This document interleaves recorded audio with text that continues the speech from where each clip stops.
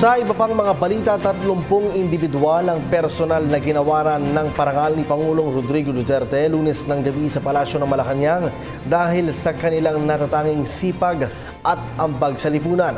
10 mula sa hanay ng pulisya, 10 mula sa militar at 10 ulirang mga guro ang nakatanggap ng medalya, sertipiko at cash prize na kalahating milyon mula sa isang pribadong foundation. Ayon kay Pangulong Rodrigo Duterte, mataas ang tingin niya sa mga guro, lalo pat ang kanyang yumaong ina na si Nanay Soleng ay dati ring nagsilbing guro. Kinilala niya ang katapangan at kagitingan ng mga pulis at sundalo na silang nasa frontline ngayon sa kampanya ng pamahalaan laban sa ilegal na droga. At dahil na rin dito, kaya't nagdesisyon siyang doblehin ang kanilang sweldo.